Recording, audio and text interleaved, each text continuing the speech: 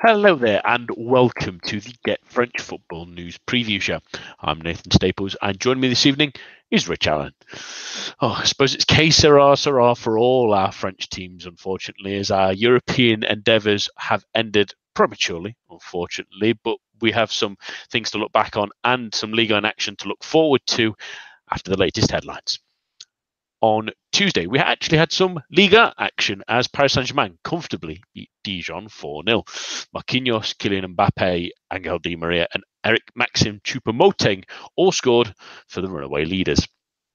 Wednesday saw Lyon's Champions League dreams crushed by Barcelona, who won 5-1 on the night. 2 goals and 2 assists from the maestro that is Lionel Messi sealed the deal as Ligue struggled to handle the Mindy magician. In the Europa League tonight, Rennes unfortunately went out 4-3 on aggregate and 3-0 on the evening as Arsenal won at the Emirates. 2 Pierre-Emerick Aubameyang goals with an Ainsley and Maitland-Niles finish sandwiched between them sees the Gunners through to the quarterfinals. Elsewhere, Didier Deschamps named his Les Bleus squad for the upcoming Euro 2020 qualifiers against Moldova and Iceland. The surprise being the kind of lack of new faces, really, with the likes of Lucas Dean, Olivier Giroud and Djibril Sidibé all keeping their places. And that's all for now. But for all the latest in the world of French football, head on over to our website at www.getfootballnewsfrance.com and follow us on Twitter at GFFN. We'll start tonight with the result that has just happened about 5 minutes before we've come on air, and that is Arsenal 3, Rennes 0, and that means the French side are out of the competition. Rich, it's a kind of bittersweet evening for yourself and for French football, really, because Rennes had so much hope going into this tie that they could have pulled off a result. And for long periods, I mean, a goal at any point really in this game would have changed the complexity of it. But in the end, they just didn't really have enough. No, I think Arsenal just about had the quality to see them through. I did feel a little bit sorry for Rennes. I try my best not to be too biased when I make this call, but I don't think there's any doubt that Aubameyang is offside in the build-up to the Maitland-Niles goal. I don't think there's much doubt about that. He's offside by a decent yard, and okay, maybe I am being slightly biased, but I would perhaps argue that Aubameyang looked fractionally offside for the third. But I think on balance, if you look at tonight's game, yes, I think Arsenal did enough, I think, just to go through. It just wasn't meant to be for Rennes. They had the opportunities. Certainly in that second half, they came out strong after being blown away in that sort of first 20 minutes or so when Arsenal wiped out that first leg lead. It would have been very easy, I think, for Rennes to have just crumbled. So I think credit to Rennes, credit to Julien Stéphan to get the team, into some sort of organisation, because they did look a little lacklustre in that first half.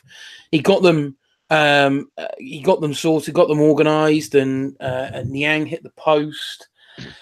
And yeah, there were times in that second half where you thought, oh, you know what, a goal is almost there. Of course, 70 odd minutes in, and Arsenal get that third. I think that just, although Rennes still needed a goal to take, it would have taken it to extra time. It just seemed to have just knocked them. And I think sadly for Rennes, a number of perhaps key players just weren't at their best. I didn't think Sarr had a particularly good game. Traoré, I think, played pretty badly. I think first half Ben Arfa was poor, although he improved dramatically. I think in the second half, Ben Sebaini not great. There was not enough, I don't think, from Rennes. If to have stood any chance, I think, of qualifying, they needed everything in their favour. They needed 50-50 calls, I think, going in their favour. They needed every single player in that starting 11 to perform at their best. And I think if certainly with one or two of those players not at their best, it was just one step too far, I think, for Rennes. Yeah, absolutely. And it's a strange one. I still don't know why they didn't add VAR to the Europa League as they've done with the Champions League. It seems very strange that it's too pretty. I mean, the Europa League can be counted as a pretty big competition for UEFA, and not adding it in, much like they have in the Champions League, just seems a little bit strange. Whether it's money constraints or something like that, I'm not, or the validity of it with teams like Slavia Prague and Dinamo Zagreb still in it, maybe that might be the reason, but it just doesn't sit particularly well for me. But regardless, I think I agree with you. Rennes didn't quite have the impetus. It wasn't quite as bad as, say, Atletico Madrid against Juventus, where they really sort of surrendered, but they never really created much. There was the moment when Niang hit the post, wasn't there, in the second half, and they looked on top of things in that 20 minutes before Aubameyang got the third goal that still really shouldn't kill off their chances, really. I mean, a goal would have still sent it to extra time, really, but they looked tired, they looked a bit leggy. I didn't quite understand Stefan's substitutions. He brought off Benjamin Andre at one point for, I think that's when he brought on Unu, wasn't it, for Benjamin Andre, or it was a similar sort of more attacking.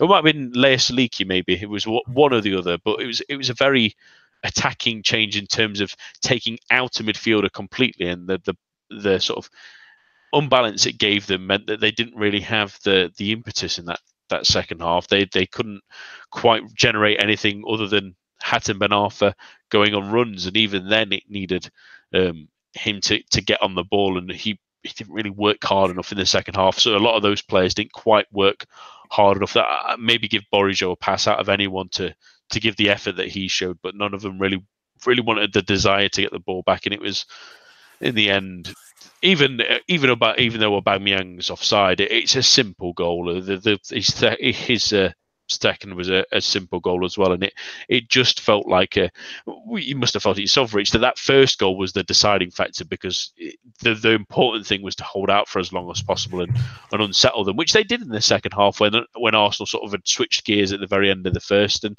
the fact that first goal went in so quickly, though, was a real knock to their confidence. Yeah, I mean, all in the build up to this game, once it looked pretty obvious that Arsenal were going to go 3-5-2. Once Lacazette was announced as being available, all the talk from the Rennes fans was that first 15 minutes is going to be key.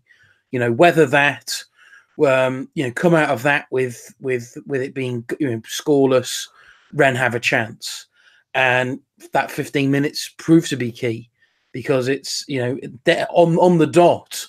Arsenal had got their second goal, and you just felt.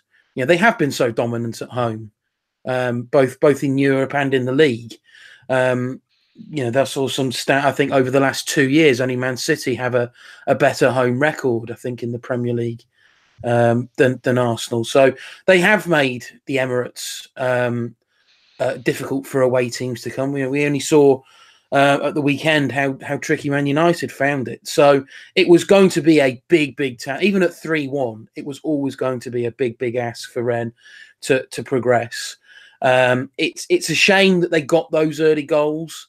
That Arsenal team still are a little fragile. You saw it in that second half. Misplaced passes. They look nervous.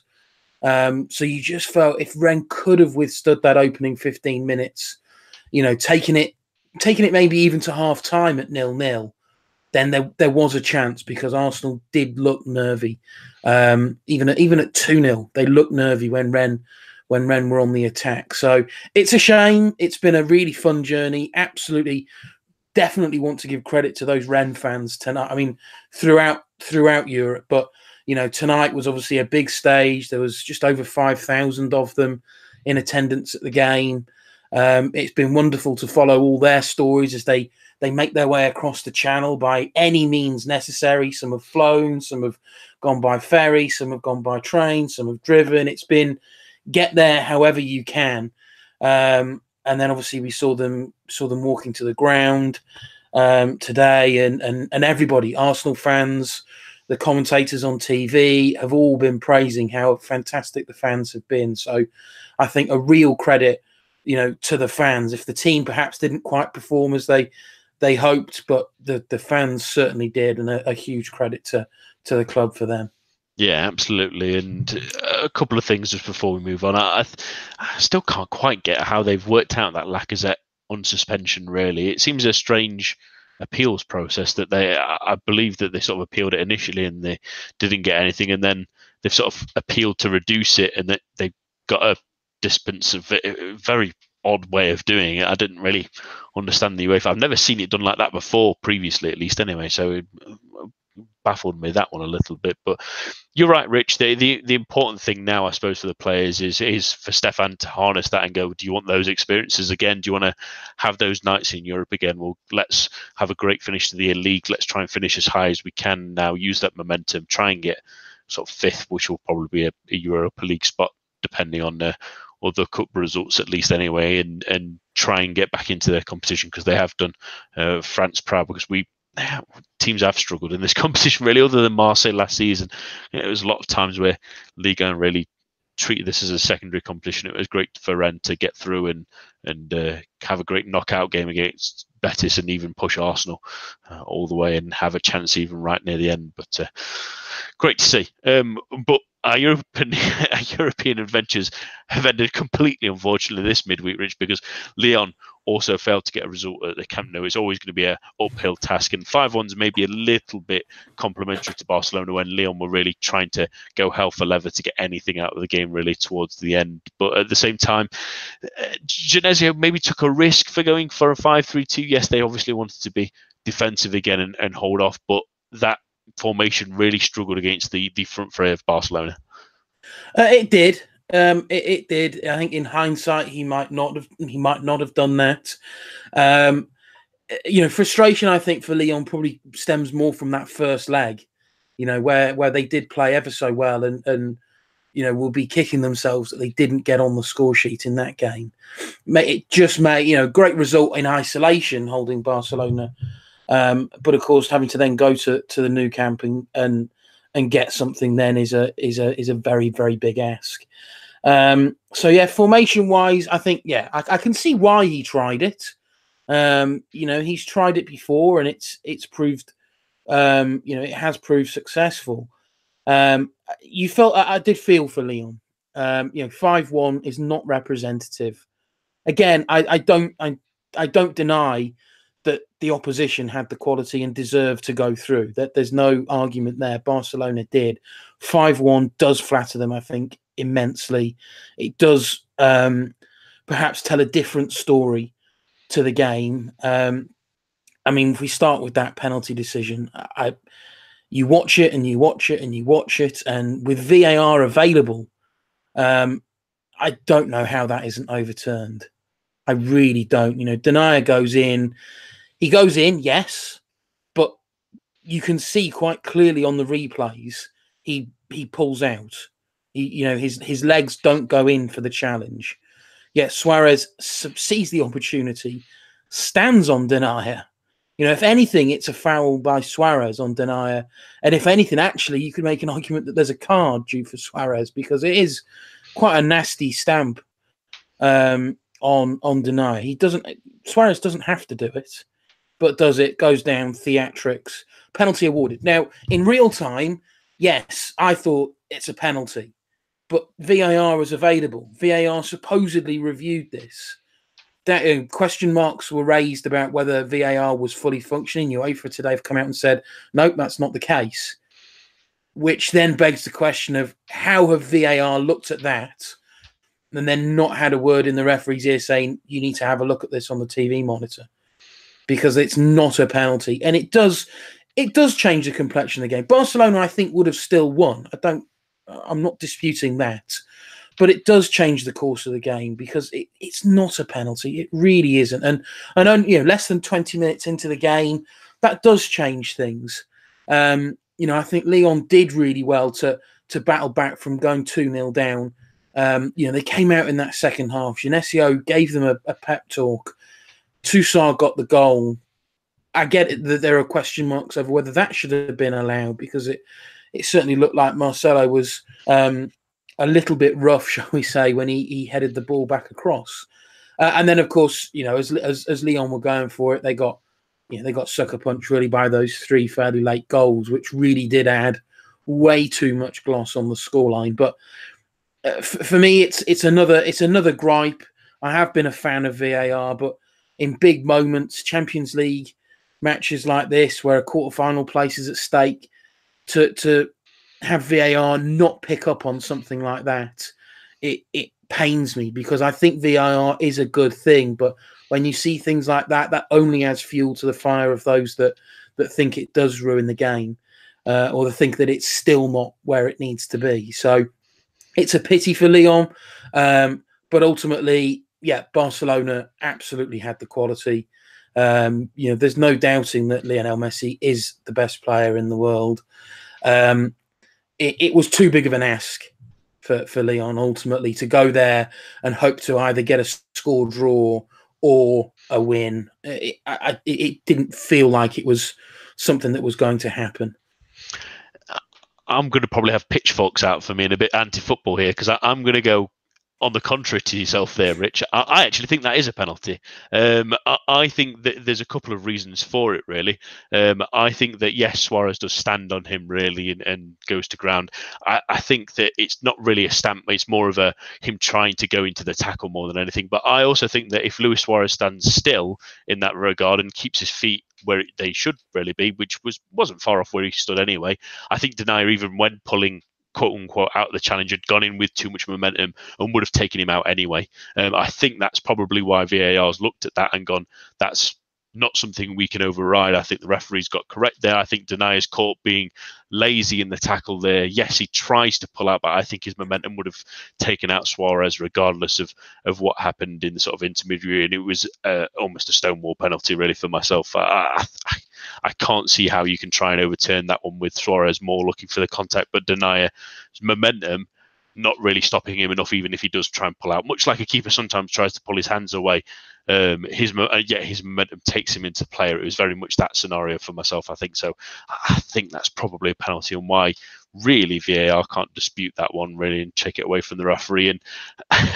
I'm going to do one that's really going to annoy some people now, because a lot of people were sending the video of Messi turning both Denayer and Marcelo for the third goal, really, where he turns them inside out and cuts in back inside onto his right foot after they dived in, both of them. And what I'm going to say is that's less Messi being magical and more the defenders being terrible there. I would agree with you on that one. I think that's been a little bit overplayed as, oh, isn't that an amazing bit of skill from Messi? Well, I think both Denayer and Marcelo sold that one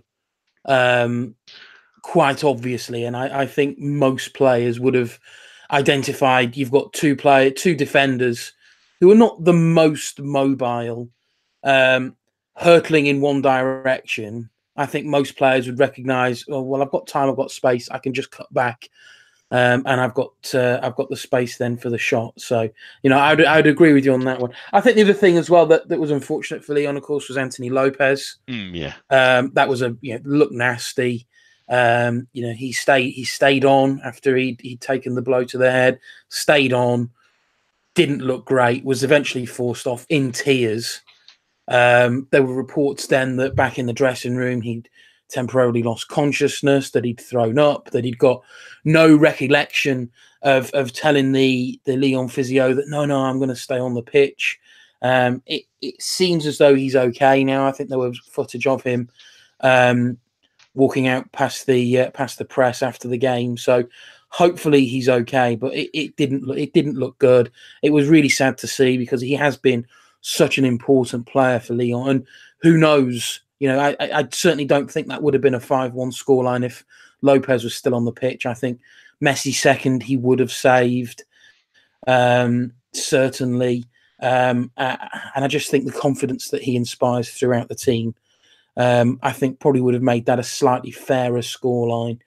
And perhaps another player I think to mention, one that certainly did put in the performance, was Ndombele.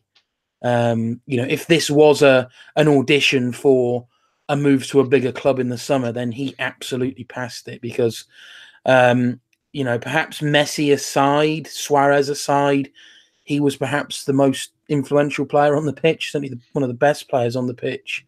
He was all over the place. It was the Ndombele that we know. He's back in tackling, he's on the ball, he's powering forward.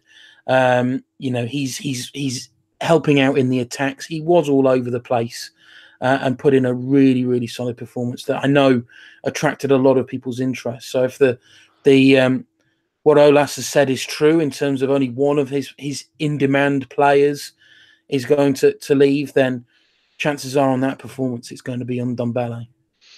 Yeah, absolutely. And with the Lopez thing, that's a little bit shocking from the coaches and the physios if they've just taken his word that he's okay. With concussions like this and the serious injuries that can cause from it, not just now but in the future, they need to be a lot more careful with that and take their own assessments of where the goalkeeper needs to be. It's much better in some other sports, and they need to be better than that. And well, like you say, it won't take a lot for them to implement what they have in rugby with the head injury assessment of just take them off, just temporarily take them off for 5-10 minutes, do some basic tests, and then you can have a proper decision. Is he okay? Is there concussion? Is there something else?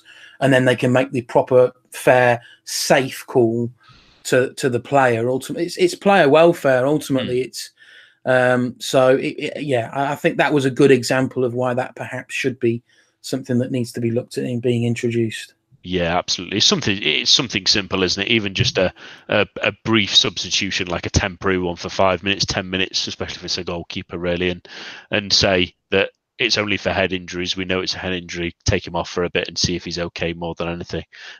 Hopefully that will be something in the future. And like you say, I don't think Lopez makes the mistakes Gorgeland does for the third and the fifth, really. You can argue the fifth doesn't cover himself in glory. Let's go back to Ligue matters then, because it's a big weekend full of pretty big games, and starting with one on Friday night, because Lille take on Monaco, which last season both of these teams were on the opposite ends to where they are now. Monaco were fighting for the Champions League and Lille were struggling and fighting relegation, and now it's the other way around, although Monaco have recovered in the last couple of weeks. Rich, Monaco heading to this one really with a couple of draws under their belt. They had sort of turned the corner under under Jardim, and they have been better in the last couple of weeks, but two relatively disappointing draws, you may say, really. I mean, the win against Lyon the other week was really good, but they had to come from two behind against Angers to get that result, and the 1-1 draw against Bordeaux at that point were managerless. Was a bit disappointing given that they were really on top for a lot of that, but they look pretty much clear of it. But this will still be not just a big test for Jardim, but for the players, and see how far they have come in the last couple of weeks, because the Lyon game was a bit of an outlier, but this will be a true test. Yeah, it definitely will be. I think the one thing to say with Monaco is, yes, they were disappointing draws, but I think unlike earlier in the season under Jardim first time round, and then under Henry, they're not playing well, but they're still at least getting a point. We rewind the clock back to before Christmas. They were playing badly and losing. So at least they are playing. Whilst they're not playing at their best, they're still picking up points. But it is clear that they have turned a corner. There is a level of organisation to the team now. There is a level of stability. The players' confidence, I think, is slowly starting to return. I think a lot of those players were a little fragile, maybe, and obviously Jardim wasn't able to get the best out of them. I mean, we hail him as this returning hero, but they weren't playing well under him at the start of the season. We mustn't forget that. But then obviously things deteriorated, I think, under Henry. But Jardim has come back. He's managed to instill some confidence. That was, I think, a big thing missing from those players. Now, whether it was, sort of a bit too much of an attitude issue from some of those players, it might be. But confidence was a big thing that seemed to be lacking in a lot of those players. He's got them back. He's obviously seen the January signings come in, and certainly a number of those have impressed of late. He's got Falcao fit again. Falcao is scoring the goals as we know he can. He's managed now to work out what on earth was up with Golovin earlier in the season, because Golovin now is playing well. The defence still is looking a little shaky, I think, but there are signs that it is improving. There's still a long way to go yet, but there are little bits. It's baby steps. They're not going in and launching into, we're making a late push for Europe or anything silly like that. They've recognised that it has been a disappointing season. But they've also, I think, recognised, well, look, this is a rebuilding process. Ultimately, if we're not going to allow people the chance to rebuild, what's the point of having this project where we have these players and then sell them on? So there are going to be up and down seasons. You know, they're going to be these seasons at rock bottom while they start to build up again.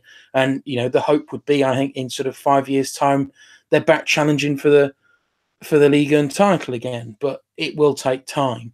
But yeah, I think this will be a big test for both teams. I think it's going to be a sign of where they actually are. You know, Monaco are going to come up against a very good team in Lille, but I think Lille will come on to, I'm sure, aren't quite at their best at the moment either. So I think this one is slightly more in the balance than we perhaps thought it was going to be a few weeks ago. Yeah, it's a bit funny. It just feels like Monaco, while they look like they're pretty much safe now, I think the bottom three are going to fight it out between themselves, ready to try and just get a relegation playoff spot. But we'll wait and see, because there's some football to be played. But it just feels like they need one more win. And while Lille are a tough game and it's a tough side, it'd be important for them to try and get something. But they get against Caen and Guingamp, and really 2 wins out of that, 6 points, and you would say Monaco, having beat both the teams, 2 teams below them, that's going to pretty much secure their safety full stop. But it just seems like they've hit a couple of breakers earlier. I said the other week that the way they turned things around against Angers was a positive. Nevertheless, of going behind 2-0 was disappointing, but Jardim giving them a right kick up the backside clearly changed things in the second half. But against Bordeaux, they were really on top. They should have scored a couple more, really, and allowed Bordeaux to stay in the game. Bit of a silly penalty, and back to 1-1. And it's going to be interesting to see how they play against a Lille team that we spoke about a couple of weeks ago, really, Richard, and a couple of times recently, that the results haven't quite been as strong, really. They got a good win against Saint-Etienne that was a bit feisty towards the end, no doubt about that, and they sort of endeavoured to win that one more than anything, because after that win against Nice, it's been 2-1 loss in the cup to Rennes, 2-0 win against Guingamp, which is expected, a couple of draws against Montpellier and Strasbourg where they sort of laboured to it, a win against Dijon that came from an own goal, and then a win against Saint-Etienne that's come from a late goal more than anything. They're still getting results and points on the board, which is the main thing, really, but they've not been quite as dynamic, really, as they have been in the weeks prior. Yeah, I mean, this is the Christophe Galtier that we all know and love, I think. It's not the prettiest of football, certainly a long way from the football we saw in the early half of the season, where Lille fantastic stuff. They've now entered that sort of gritty phase where maybe it's tiredness. They obviously flew out the traps, I think, and we're obviously ever so reliant on that front three. So maybe it is a little bit of tiredness creeping in, but yeah, performances have certainly dropped off in the last few weeks, and they've now entered that phase of having to win ugly. Which I think is a little dangerous, because it's certainly not in the nature of some of those players to play like that. But ultimately, they're still getting the results. They're still helped out by the fact that teams below them can't put together a consistent run. But yeah, it's that second place, which I did genuinely feel, sort of around the turn of the year was really, within their grasp. It's just starting to look a little bit more dicey, I think, in the last few weeks. So Friday night will be a big test for them. I think they're going to be pushed quite hard by Jardim's Monaco side. But Galtier, if anybody knows how to win ugly, if anyone knows how to put in a gritty, not particularly attractive but very efficient performance, then it's a team managed by Christophe Galtier. He did that year in, year out at Saint-Etienne. It really is his bread and butter. So he will be up for it. There's no question about that. It's just making sure that his players are willing to put in that kind of effort that's demanded from those kind of performances. Yeah, absolutely. I mean, that's always the worry, isn't it? That Lille will sort of let it slip a little bit and let other teams back in, because they do have some difficult games coming up, really. I mean, got Reims away, They got PSG in a couple of weeks' time, in sort of mid-April. They got Lyon before the end of the season as well, away from home. Rennes away from home the final game of the season. They just don't want any sort of last-minute slip-ups to let them in, because I mean, 7-point gap to Lyon is plenty at the moment, and they would like that to be even bigger, to be fair, more than anything, just to make sure that these last couple of games, out of the sort of 10 they have remaining, don't really catch them out in any way, because they have been really great this season, and them just getting some more of those difficult wins is a real positive for them, because you kind of need those results over the course of a season, otherwise you do start really struggling and dropping points. So getting some 1-0 wins in the last couple of weeks has been a real positive, especially because, in all honesty, a couple of these players are going to be going in the summer. It's one pretty obviously, I think, but some other players may be looking for the doors and seeing what else can be around, unless Leo can do something financially to convince them to stay. Let's get a prediction on this one, Rich. What do you think the score will be? Well, I said I think Monaco will push them. I think with Monaco starting to turn a corner, with Lille not 100% at their best, I think a draw could be on the cards here. So I will go 1-1 draw, I think. Yeah, absolutely feels like a 1-1 draw, doesn't it? I think it feels like one of those games where maybe Lille get off to a fast start and get a goal, but they sort of get a bit lethargic, and Monaco nick one back, and it stays at 1-1, and they can't quite break them down again. But an interesting game nonetheless on Friday evening. Great to have some Friday games back, and then on to we'll skip towards Saturday, and the multiplex is still a smaller multiplex, only 4 games on Saturday evening, and the really interesting one involves the 2 teams I mentioned in my Ligue snapshot really on Monday, and that's Angers versus Amiens. Both teams in good form, both teams having some success in recent weeks, Rich, and we'll start with the hosts, because they had one hell of a comeback last week, really. They were dead and buried against Montpellier, 2 goals down and a man down with 20 minutes to go. You couldn't have really imagined them turning it around, but they did, and they were excellent against Monaco, despite ending up with a 2-2 draw. They maybe should have been 3 or 4 in the first half, and Florian Tate especially was terrific. And after a great February that was let down by that defeat to Guingamp, but at the same time, yet again, they've pulled themselves away from danger. Yet again, Stéphane Moulin's done a terrific job, and yet again, they're going to be in Ligue 1 next season. Well, that's the thing, isn't it? And I said if ever a team knows how to be gritty and get wins when they're playing ugly, it was one managed by Galtier. But second, I think, must surely be Angers, because they never know when they never know when the end is nigh. They seemingly constantly punching above their weight. They season after season, they've lost their best player. We all thought, last summer when they lost Toko Ekambi, that's it. That's Angers done. But they scrap away, they fight away, and at the turn of the year, it wasn't a particularly good January. They lost a couple of games. They rather embarrassingly went out in the Coupe de France to significantly lower league opposition, and they just started to slip. And then February came around, and they had a really good February. Some impressive performances: 3-0 at home to Nice and 2-1 away at Strasbourg. Excellent stuff. And then go and lose at Guingamp just to put them back into the mire. And you think, is this going to be them back on the slippery slope? But then they get a 2-2 draw with Monaco. And then, as you say, that terrific fight back at the weekend, down to 10 men, 2-0 down at Montpellier, and 2 really, really late goals to salvage a point. They just never know. They just never know when to stop. They're constantly scrapping, constantly fighting. You genuinely never know what you're going to get from a result from an Angers game, but you do know what you're going to get, I think, from a performance.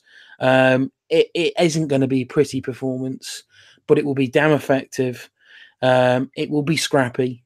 But, they do remain a team that you just think absolutely hats off to them. With the everything around that club suggests they shouldn't really be in Ligue 1. The squad I don't think is particularly great. It's not a particularly big ground. Stéphane Moulin is not your typical Ligue 1 manager. There's still something very laid back, almost a bit and I don't mean this disrespectfully, almost a bit non-league about him in his sort of attitude and the way he looks and presents himself and everything about it. You would think, how have they survived in the top flight for so long? Yet season after season, they're doing it. So you can only give them credit for that. That they continue to fight away, scrap away, get the wins when it really, really matters. And I think having the experience of the last couple of seasons where they've had to scrap at this point of time in the season, I think really is going to pay dividends for them. Yeah, absolutely. I don't think anyone could take away how good Moulin has been for them, and maybe a clue to everyone else really in Ligue, and that when you've got a manager that's a bit stable and done well, like we said last year, that when they were struggling and really fighting up against it, did they sack Moulin? No, they gave him a new contract. And I know I keep banging on about it, but it's so rare that it has to be noted, because what's happened both times is that give them such a boost. It gave them a new manager bounce in the same way that you would do if he had got sacked, because the team went on about a 4-game winning run and pulled themselves away and never looked back. And it's the same this year. They struggled for a bit. They had a decent September to prepare after losing all of August, really. That got them slightly away from danger, but much like before, they slowly went back to it. But in January, he must have gone back to the drawing board. He got them back to working. He got back the system that he wanted to play and the way he wanted to play, and they got results again. And terrific February has pulled them away really into mid-table, and well deserved that he's yet again got them firing on all cylinders. And I think again, coming back to the man who got the 2 goals against Monaco as well, and Florian Tate, I think a couple of teams maybe will look at him in the summer, because I think he's been terrific for them, and excellent to see them coming up and getting some results. And I can't see them slipping back, because there is a massive gap to those teams at the bottom. And another side pulling themselves away from dangers. I know Adams sort of mentioned many times that once they got their goal scorers back, it would look like a changed team, and they absolutely have done, really. And that's all credit really to the staff at Amiens, who are even smaller really, and Christophe Pelissier's side have surprised everyone last season for staying up. We really gave them no chance, because they barely have a budget. There's a very small stadium as well, but yet again they look like they're going to do it again because of the quality they have going forward. And the return of Moussa Konate especially has just been the fire starter they needed. Yeah, absolutely. I think a large part of what I said for Angers can be repeated for Amiens. I think the key difference, I think, perhaps is just in that slight style of play. I think Angers is as I said, was gritty. It wasn't particularly attractive. Right? I think Amiens do try and play. It's a horrible cliche. I know they do try and play football.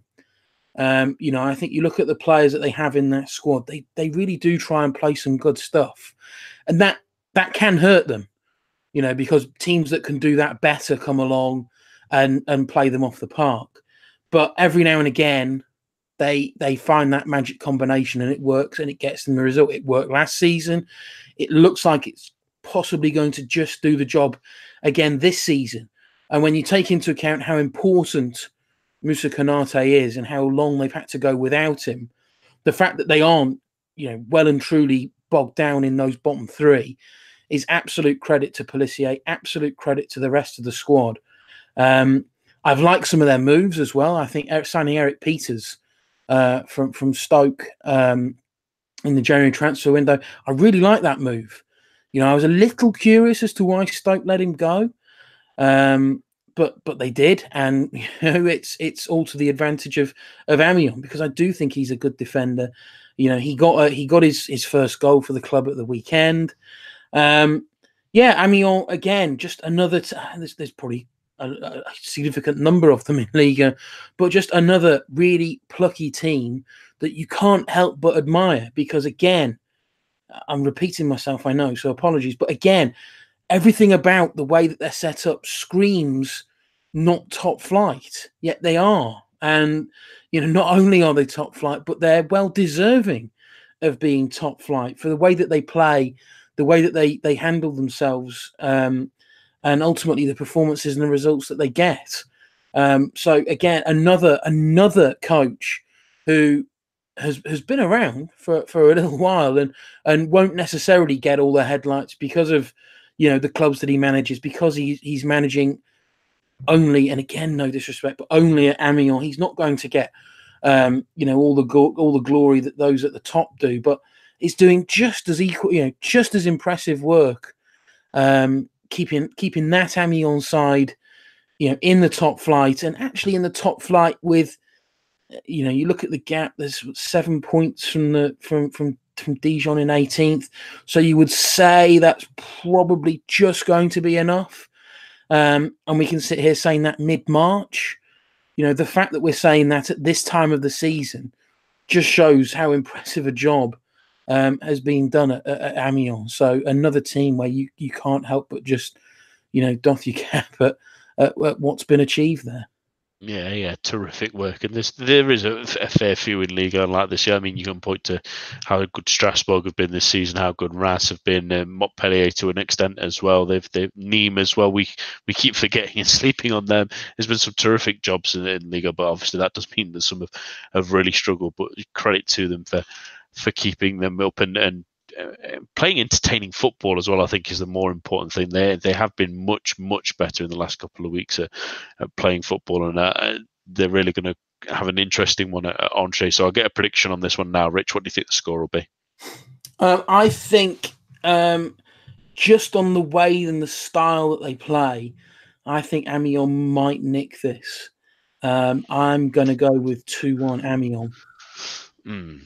I think this will be a 1-1 draw again. I wouldn't be surprised if it's the similar result Angers have had a few times already of 2-2, but I just think that both of them have the quality to cancel each other out. Angers are just a sneaky team for getting a goal here or there, and like we say, Amiens are a better attacking side as well.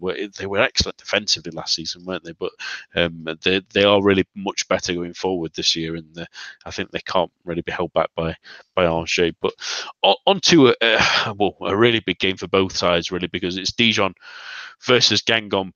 Guingamp are hosting this weekend in what is clearly a relegation 6-pointer. Rich, I mean, starting with the hosts, they're on 19 points. They're only 2 off Dijon at the moment, but they are 8 away from Monaco and from safety, really, complete safety at least, which looks a bit of a mountain for them to climb at the moment, really, given their recent results and their recent form. And they've had a couple of moments where they looked good. I mean, they obviously got the result we mentioned earlier against Angers. They got close in the game against Bordeaux as well a couple of weeks ago, where they maybe could have nicked it. Same with the game against Nantes. They obviously got a bit of luck. They didn't concede the end, but we mentioned last week that the Toulouse game was massive for them to get a result, and they didn't. In fact, Toulouse probably should have won by 2 or 3, maybe even 4. It was a really poor performance, and they head to that Dijon one. Does this one feel like last chance saloon for you, Rich? I know they've got Caen sort of late May, but that one may come a little bit late. But if they want any chance of staying up completely and not having to try and settle for fighting for that relegation playoff spot, they need the 3 points here, surely. Absolutely. That defeat to Toulouse turned this into, if it wasn't already a must-win game, it turned it into an absolute must-win game. You look at who they've got left to play. They've got Marseille to play. They've got to go to Nice. They've got to go to Rennes. You would say that they are games that they might not win. They've got to go to Montpellier as well. All of a sudden it puts games like this. They're at home to Caen. They're away at Amiens. It's those kind of games now that have to be. They have to be must win. They've got a significant points gap now to make up. And the teams that sit above them in that points gap, they know how to win. Guingamp have gone a long time. They obviously got the win against Angers, but it was a long time prior to that they got their previous win. Gourvenec he's had some effect. I think performances have been generally better, but they're still not enough. They were unlucky in the game away at Lyon. They could have nicked something away at Bordeaux. They could have nicked something at Nantes. In actual fact, I mean, they nearly blew it all, of course, with that missed penalty in the dying moments from Nantes. But that loss to Toulouse turned this into, without doubt, a 100% absolute must-win game for Guingamp. If they don't win it, then I think probably the originators, if you like, of everything that we have said about the likes of Angers and Amiens this evening, Guingamp feel to me like the originators of that. They were the plucky underdog that didn't belong in the top flight, yet were and stayed there and actually impressed. But it does feel like that time is pretty much up for them.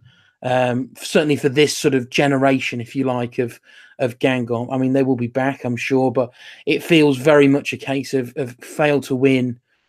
Even if they do win, it's a huge task ahead of them. But if they don't come away with all 3 points from this game, then I genuinely do think we're going to have to say goodbye to them from Ligue.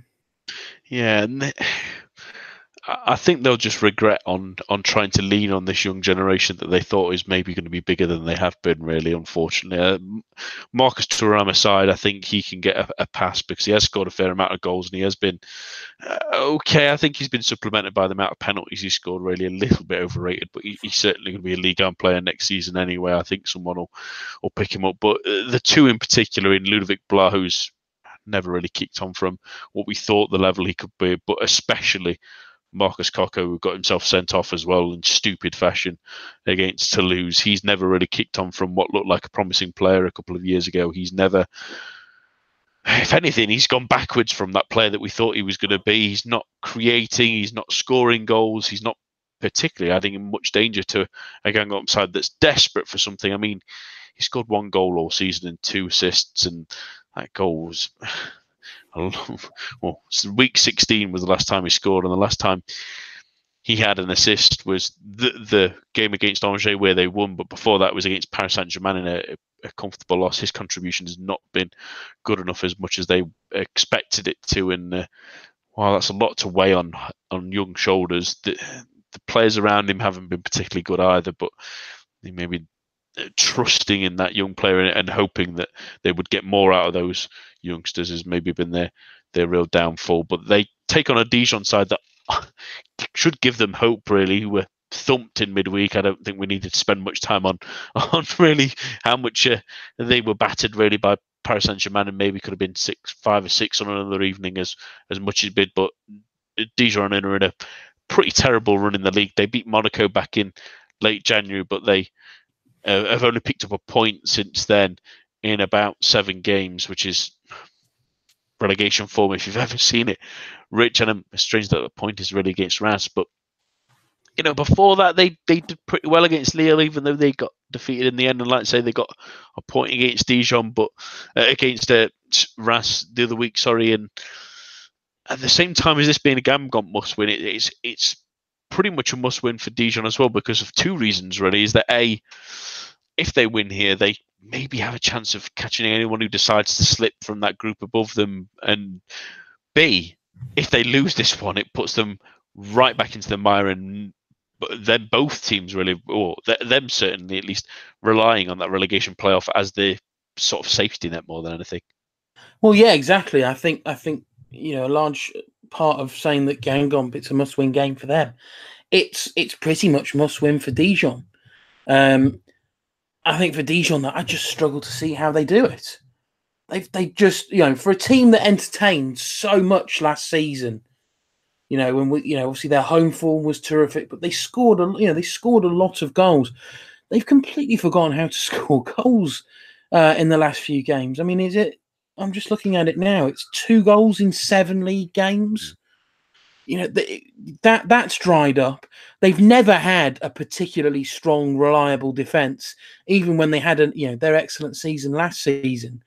It was all really thanks to the fact of the old philosophy of we'll just score more than you that really kept them up. So, all of a sudden they've got that porous defense, but they haven't now got the goals to back it up, and that is an absolutely fatal combination. And there's a reason why they have absolutely dropped like a stone in the last couple of months. I don't see how the rot stops for them. But it's curious because the team isn't particularly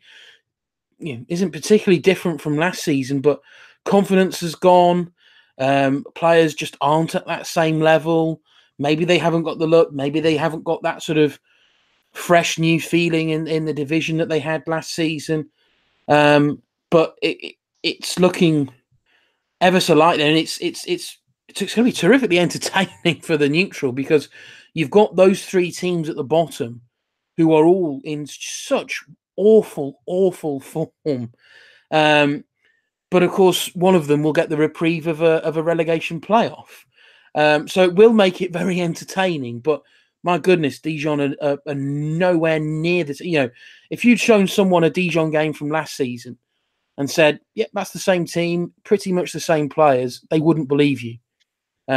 Because Dijon, the Dijon of now, they look an absolute ghost of the side that they were not even 12 months ago, to be perfectly honest, probably not even 6 months ago. But something's gone wrong there, and it's a big concern because, as I say, it's those goals. They've got the players. They've never had the player that's going to bag them, 15, 20 goals. But between the sort of front line, they've got the players that, should have enough firepower to see them safe. But yeah, for some reason, it's just not working for them at the minute. And I really don't see where that rot ends. Yeah, absolutely. I think you make an excellent point there, Rich. And I wonder if they'll look back on this season thinking that, they've got the players. Why did they get rid of the manager? I know they were on a poor run up to the winter break, really, and they sacked him just before the turn of the year. But he knew how to get something out of these players, didn't they? I don't understand why they didn't think, okay, he's got the winter break now. Let's give him some time. Let's give him some opportunities to try and lift these players that he knows how to get the best out of, because, like you say, there hasn't been an enormous amount of change. I mean, Tavares is still there, although he scored very few this season. So Wesley Said had a great season last year under Dalalio. Chan Hun Kwan as well. Naim Sleety, with him back in fitness. I know a lot of teams looking at Enzo Loris, and he's not played recently. Valentin Rosier as well as being looked at by bigger clubs, and he struggled. But I don't understand the wisdom of allowing him to go and not trying to trust him, given that Dijon haven't got the greatest means, shall we say, and knowing that how well Diololio got them playing. And while I've always been quite a fan of Kumbori, and I think a few of us have been, he led Guingamp to where they are at the moment, and he's not exactly pulling the trees for Dijon at the moment. So I don't know if they'll just look back on this and thinking, maybe why didn't we go the Angers route and trust our manager a little bit more, that had given us such a lift last season, that maybe they maybe should have done more to keep him around and see if he could you look at the three, sort of unfashionable teams who've punched above their weight successfully. You look at probably the three big ones in recent seasons. Your first one's Guingamp. They had seasons where they were struggling. They stuck by Gourvenec until he decided to move on to something new. As you said earlier, Angers, they've had seasons where they've struggled. Most seasons they do struggle. They just about get enough for, but they stick by and have stuck by Stéphane Moulin. And then Amiens, they obviously started last season terrific well, but they absolutely plummeted towards the end. And then this season they've been fighting, but they have stuck with Pélissier. You just think there's a reason why those teams have worked, and it worked for them for so long. They stuck by the manager. The manager gets them into that position. He knows how to get quality from the players. The manager doesn't change. He really doesn't. It's crazy why teams that fall into this position, the first thing that they do is, let's just get rid of the manager. We know he brought success. We know that the team can perform under him, but let's get rid of him. It's a crazy decision, and there's very few teams where that seems to work out happily, and I don't see Dijon being one of them.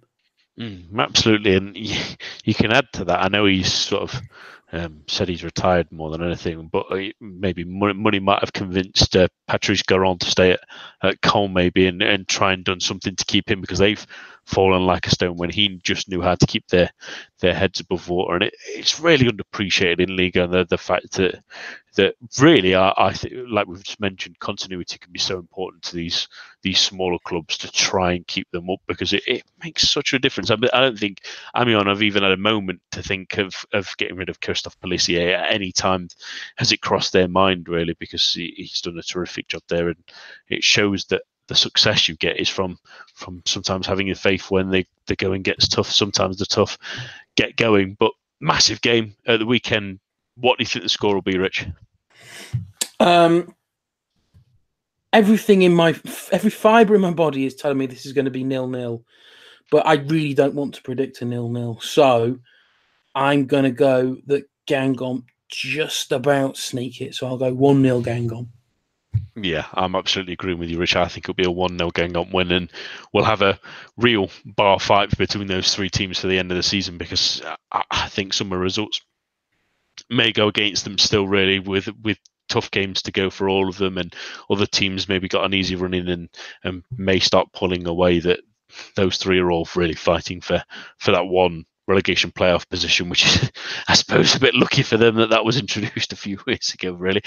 On to our final game, and it's a big one, isn't it? It's Le Classique this weekend, as Paris Saint-Germain take on Marseille. And going to the hosts first, it's a difficult one for them to balance, really. This is arguably, other than maybe a Coupe de France final should they get there, the biggest game of the season they've got left, really, PSG. I mean, a win here and anything in terms of anything happening at Lille that's any difficulty will mean that there'll be a 20-point gap should Lille lose to Monaco and PSG get a result against Marseille. And with a game in hand that can make it 23, which doesn't just make it a formality, it makes it a realistic possibility that in a week or two's time, they maybe even be crowned champions of Ligue, which would be a terrific feat for them. But is this a difficult thing for Tuchel to motivate for, or do you think because it is Le Classique that he can say to them, this is, well, one of your last cup finals that you've got of the season, go and show your worth? Yeah, I think the big thing and the thing I'm probably most intrigued about for this game is what the Parc des Princes crowd are like. This is the first time that PSG are playing in front of them since they blew it against Man United in the Champions League. I think that exit, more than any other, has really got the ire of the fans. The Barcelona remontada was unique, shall we say, in terms of the size of the win. But certainly there were enough gripes, I think, with officials that meant the team, perhaps from their own fans anyway, got away with it slightly more than they perhaps should have done. This result, I know there was some immediate debate about that penalty, but I think that's moved on, I think, quite quickly. This result and the manner in it has really, I think, peed off the fans. I think that's really got to them. They have been more vocal than I've ever known about how angry they are with the club, the way it holds itself and the performance that the team put in. So it's going to be really interesting. This is their biggest club game of the season for PSG. I don't care what people say, it still is. It's going to be really interesting to see how the fans react. Are the players going to get booed? Is there going to be a subdued atmosphere? Or are the fans going to think, actually, you know what, let's put this frustration behind us because this is Marseille. These are our big rivals, our historical rivals. And, let's put the focus on beating them and beating them handsomely. So I think Tuchel has to remind the players that they've got a lot to do, I think, to get the crowd and the fans back on side. So I think Tuchel will be using that as the motivation, I think, for his players going into this game. Certainly you've heard from the likes of Thomas Meunier over the last week that he's really eager to get into this game. So I think Tuchel will definitely be using that as a way to pump the players up, because there is a risk now that they'll just go into sort of autopilot for the rest of the season. They've got the league sewn up. Europe's gone. They've got one cup final to come. There is a real chance that they could just cruise to the finish line here, but I don't think Tuchel will want that. I think he is acutely aware of how angry those fans are. So that's something I think definitely to keep an eye out for, and probably an ear out for actually, in this game is the crowds and the fans' reaction. But saying that, I don't expect we're going to see anything other than a PSG win. They just seem to know how to do it against Marseille of late. So it's gonna for me. It's less about the PSG performance; it's more about the fans' reaction. Yeah, absolutely. That's going to be the really, really interesting thing, isn't it? To see how those fans react for introducing their players. Because I mean, they give Dijon a bit of a thumping, but that wasn't really all surprising. But the fans will be expecting some kind of reaction against Marseille. They'll want to see it because, like we say, even a win here, even if Lille do win another victory in their next game when they play their next rescheduled match, that should give them a 23-point lead. And I mean, they only need to get to 7 games then, and that's the title sewn up. And hopefully they'll be looking forward to Coupe de France final, and hopefully they won't see it as a bit of a frustrating season more than a lost season, I think, at least this time. But on to their opponents, who'll be just as eager really to land another low blow to them, really, even though it won't really affect anything league-wise for Paris Saint-Germain. It could be a big result for Marseille, depending on how obviously Lyon get on further that night, because they're starting to catch up with Ligue and for that Champions League place, and it's going to be a bit of a fight for them now. And they've been better in the last few weeks. They maybe could have got a couple more at the weekend, really, but they'll settle for the one. They did get in the win against Nice that got them the result they wanted, and with Mario Balotelli looking confident and looking happy in a team, they could be dangerous in this one. Yeah, absolutely. I mean, they will be kicking themselves that this isn't at the Velodrome, but they're in really good form. It's no coincidence that they finally got their man in January in Balotelli. A striker who knows how to score. Perhaps his first half of the season perhaps went against the grain there, but he's come in, he's performed brilliantly. He's got that team a central attacking focus, which has meant the likes of eases that pressure on Thauvin. It perhaps takes away the fact that they just relied on him, full stop. The defense is looking better. I'm liking the look of the Kaletakar and Boubacar Kamara partnership. I think that's looking pretty solid. I think that shored things up. So I think ultimately, Marseille will come into this game with confidence. They're off the back of they've gone, what is it, 6 games undefeated, of which they've only dropped points away at Rennes. They are in good form. Things are going well for them. They're scoring. The defense is looking tight. This obviously is a completely different test and a huge step up. But I think they can certainly come to the Parc des Princes in a much better frame of mind than they might have done had this fixture been a month or two ago. It's going to. I think it's going to be a good game. I think it's going to be perhaps. There's the potential, shall we say? I'm not going to say it will be, but there's the potential, I think, for this to be a lot tighter than people might give Marseille credit for. So I am really looking forward to this. I think it could well turn out to be one of the more tighter classiques at the Parc des Princes.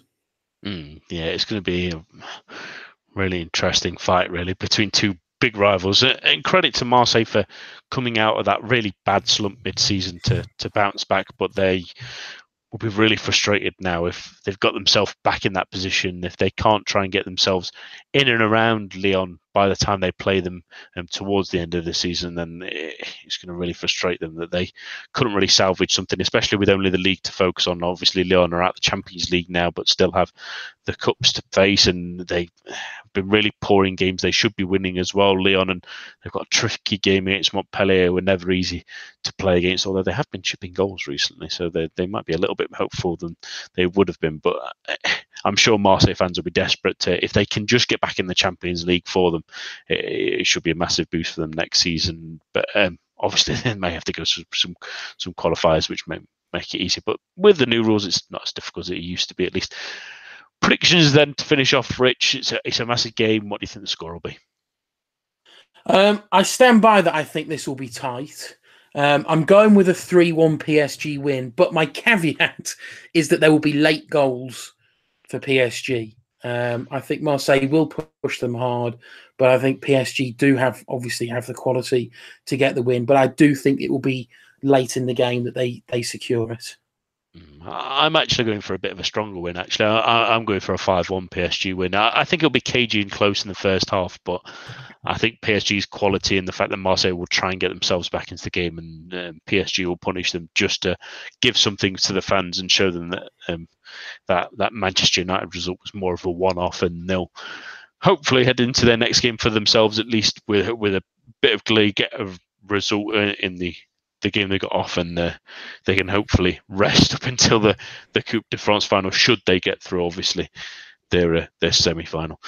That's all that we have time for this evening. My thanks to Rich and all of you listening at home. Do join us again for the main show on Monday, but for now, enjoy your weekend of football.